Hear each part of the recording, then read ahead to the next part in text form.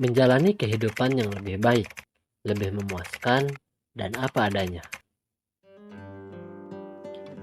Pada dasarnya manusia tidak sempurna dan terbatas, karena tidak semua orang bisa menjadi luar biasa. Namun bagaimana kamu mampu memahami batasan-batasan diri dan menerimanya, serta mulai berani menghadapi kenyataan-kenyataan yang ada.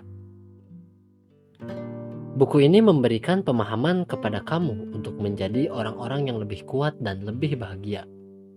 Dan kamu akan mengetahui bagaimana menjalankan kehidupan yang lebih baik, lebih memuaskan, dan apa adanya.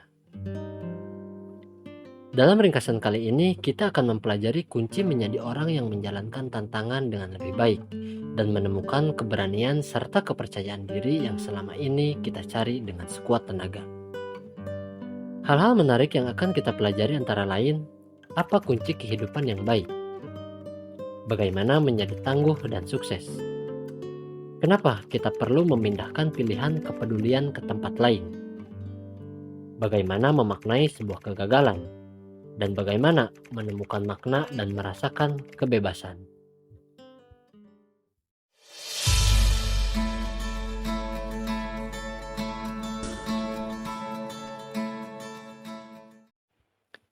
Assalamualaikum warahmatullahi wabarakatuh. Selamat datang di Pustaka Suara. Dalam episode kali ini saya akan membawakan ringkasan buku yang berjudul Sebuah Seni untuk Bersikap Bodo Amat, karya penulis dari Mark Manson. Buku ini menjelaskan kunci agar kamu menjadi lebih kuat dan lebih bahagia. Di dalam buku ini kamu akan mendapatkan pemahaman tentang sumber kekuatan yang paling nyata, yaitu mengetahui batasan-batasan yang ada dalam diri dan menerimanya, sehingga kamu mampu menghadapi kenyataan-kenyataan dan mulai menemukan keberanian yang selama ini kamu cari.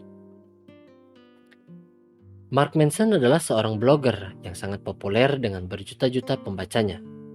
Ia seorang penulis dari situs markmanson.net. Sebuah Seni untuk Bersikap Bodo Amat adalah buku pertamanya yang masuk ke dalam bestseller The New York Times dan Washington Post. Sebelum kita lanjut, saya sangat mendorong kamu untuk membaca bukunya secara keseluruhan, supaya mendapatkan pemahaman yang lebih mendalam. Tidak lupa saya mencantumkan link bukunya di deskripsi video di bawah ini. Kunci kehidupan yang baik dengan mempedulikan hal yang sederhana, apa yang benar, mendesak, dan penting. Ketika kamu mempedulikan banyak hal, justru akan membuat kesehatan mental kamu memburuk, bahkan sakit. Kesehatan mental yang demikian karena kamu terikat oleh segala sesuatu yang bersifat dangkal dan palsu. Dengan mempedulikan segala hal akan membuat kamu merasa berhak untuk nyaman dan bahagia kapan saja. Semua harus sama persis sesuai dengan yang kamu inginkan. Hal ini merupakan penyakit.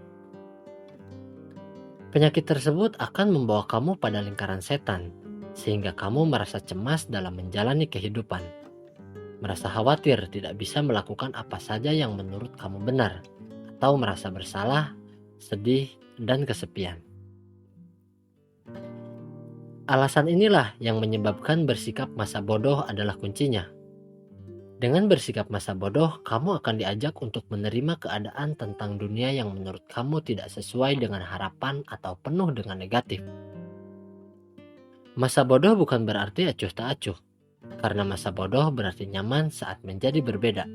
Dan dengan sikap kamu yang tidak mau ambil pusing tersebut, berarti kamu telah memutus lingkaran setan. Seperti diketahui bahwa masalah kesehatan banyak dipicu oleh stres, depresi, kecemasan-kecemasan, dan kekhawatiran dalam menjalani hidup.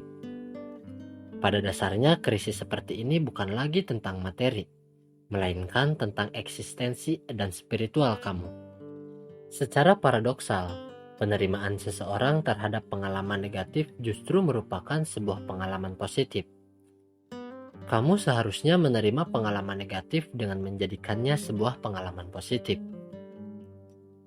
Filsuf eksistensialisme Albert Camus mengungkapkan, kamu tidak akan pernah bahagia jika kamu terus mencari apa yang terkandung di dalam kebahagiaan. Kamu tidak akan pernah hidup jika terus mencari arti kehidupan. Kamu hanya perlu membutuhkan kunci yang baik dalam menjalani kehidupan, yaitu dengan mempedulikan hal-hal yang sederhana saja. Peduli terhadap apa yang benar, mendesak, dan penting.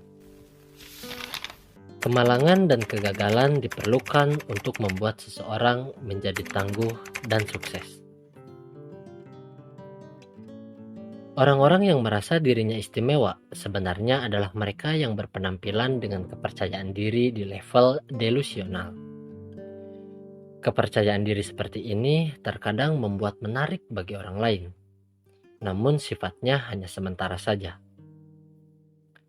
Orang seperti itu akan merasa bahagia atas dirinya sendiri, dan pada akhirnya mereka hanya akan menghabiskan waktunya untuk diri mereka sendiri. Mereka selalu meyakinkan bahwa mereka adalah orang yang spesial. Apakah hal tersebut yang dinamakan bahagia? Jelas itu bukanlah kebahagiaan. Alat ukur yang tepat dalam mengartikan penghargaan diri seseorang bukan daripada bagaimana seorang merasakan pengalaman positifnya, namun lebih bagaimana seseorang bisa merasakan pengalaman negatifnya. Mereka yang apa adanya dan mampu melihat bagian negatif dari dirinya adalah mereka yang benar-benar memiliki penghargaan diri yang tinggi. Disitulah letak keistimewaan seseorang yang secara belak-belakan menampilkan dirinya apa adanya.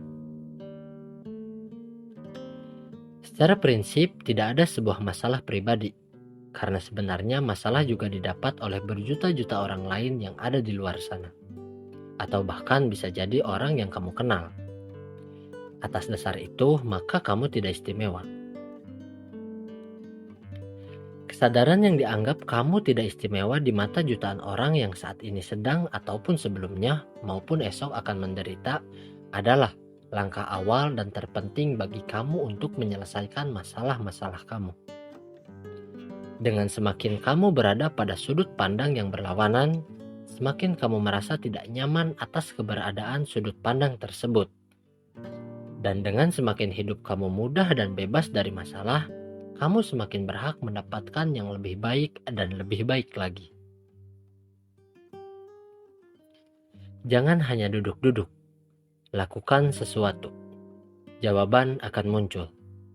Mark Manson. Membuat pilihan dengan memindahkan kepedulian kamu ke tempat yang lebih penting. Terkadang ketika seseorang memilih sendiri masalah yang dihadapinya, mereka merasa seolah lebih berkuasa. Namun ketika masalah itu datang karena dipaksakan, mereka merasa menjadi korban dan menjadi sedih. Seseorang menganggap sebuah kegagalan dalam pencapaian adalah penderitaan dan masalah. Bagi kebanyakan orang, hal ini menjadi penyakit yang dapat membuat orang menjadi frustasi, depresi, bahkan kematian.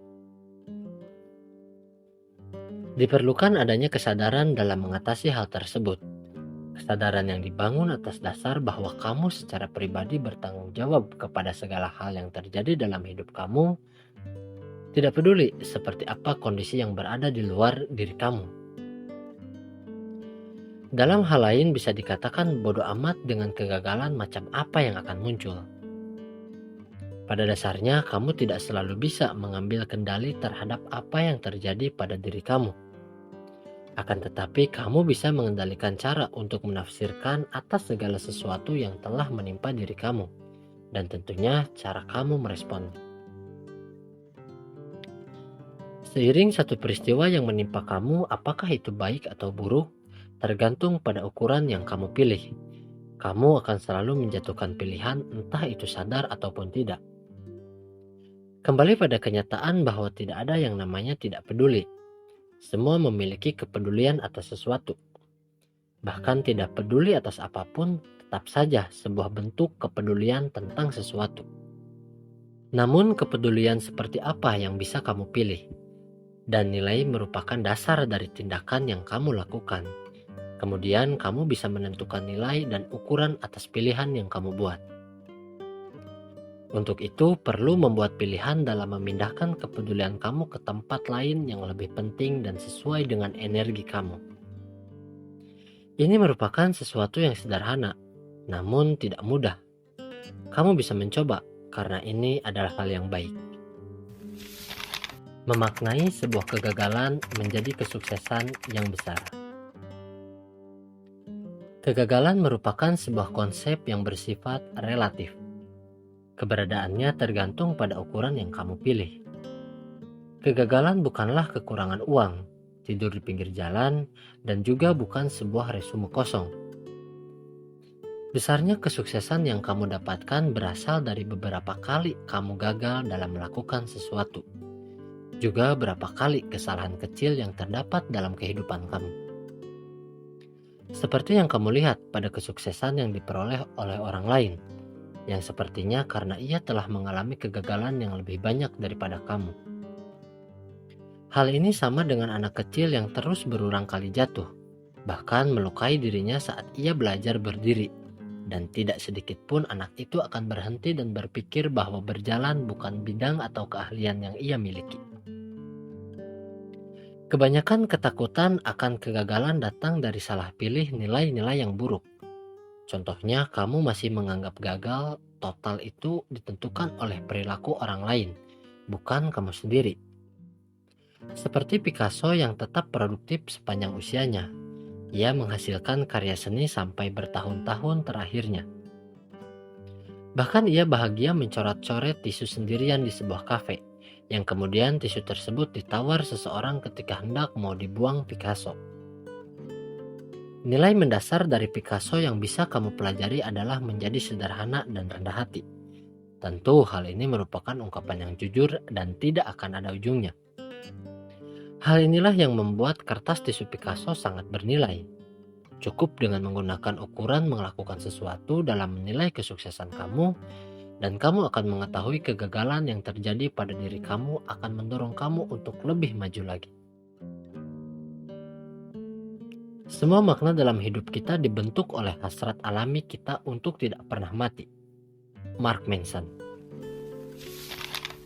Menemukan makna dan merasakan kebebasan dalam arti yang sebenarnya. Ketika kamu berpetualang, banyak melakukan perjalanan dari kota ke kota, bahkan dari banyak negara sudah kamu kunjungi. Mungkin kamu akan merasakan sebuah sensasi baru, kenalan baru, ataupun juga pengalaman yang mengesankan. Namun dari kesekian perjalanan kamu tersebut, kamu seperti merasakan sebuah kebebasan. Meskipun demikian, kebebasan mutlak pada dasarnya tidak dimiliki makna apapun di dalamnya. Adapun satu-satunya yang bisa kamu lakukan untuk memperoleh makna dan merasakan pentingnya sesuatu dalam hidup adalah dengan menolak alternatif yang ada. Menyempitkan kebebasan, menentukan pilihan untuk berkomitmen, satu keyakinan, atau satu orang. Tentu dalam mendapatkan pemahaman tersebut tidaklah mudah. Dibutuhkan waktu berbulan-bulan, bahkan bertahun-tahun bagi seseorang untuk menjalankan atau memperoleh arti dan makna kebebasan dalam arti yang sebenarnya. Kamu bisa memulai sesuatu dengan penolakan agar bisa menjalani hidup yang lebih baik. Karena biasanya jika kamu merasa tidak ada sesuatu yang lebih baik daripada orang lain, kamu akan merasa hidup menjadi hampa dan tidak bermakna. Terdapat tingkat kegembiraan dan makna tertentu ketika kamu ingin meraih kehidupan yang lebih baik, yaitu dengan membatasi diri kamu sendiri dan berkomitmen pada satu keyakinan dan nilai. Tindakan yang kamu lakukan dengan memilih nilai untuk diri kamu sendiri menuntut kamu untuk menolak nilai-nilai dari pilihan lain. Misalnya, kamu memilih nilai kejujuran yang akan membuat kamu tetap nyaman saat mengatakan atau mendengarkan kata tidak. Dengan penolakan yang terjadi pada diri kamu terhadap nilai yang tidak selaras dengan diri kamu, sesungguhnya akan membuat hubungan kamu lebih baik dan kehidupan emosional kamu akan lebih sehat. Kamu akan menemukan makna sebuah penolakan pada pengejaran konstan terhadap luasnya pengalaman, dan bukannya dalam pengalaman, dan yang terpenting kamu harus berkomitmen terhadap sesuatu dan terus menggalinya. Kesimpulan buku. Masa bodoh bukan berarti acuh tak acuh. Dengan bersikap masa bodoh, kamu telah memutus lingkaran setan. Penghargaan diri yang tinggi diperoleh dari mereka yang bersikap apa adanya dalam kehidupan dan mampu melihat bagian negatif dari diri kamu sendiri. Kamu perlu membuat pilihan dalam memindahkan kepedulian terhadap sesuatu yang lebih penting dan sesuai dengan energi kamu. Ketakutan akan kegagalan datang ketika kamu salah memilih nilai-nilai yang buruk dalam kehidupan. Menemukan makna hidup dengan menolak alternatif yang ada, menyempitkan kebebasan, menentukan pilihan untuk berkomitmen, dan satu keyakinan. Itulah ringkasan buku yang berjudul Sebuah Seni untuk Bersikap Bodoh Amat, karya penulis dari Mark Manson. Terima kasih sudah menonton video ini. Semoga video ini bermanfaat. Jika kamu menyukai video ini, jangan lupa untuk like dan subscribe. Insya Allah saya akan terus menghadirkan video-video ringkasan buku yang menarik dan informatif. Sampai jumpa di video selanjutnya. Wassalamualaikum warahmatullahi wabarakatuh.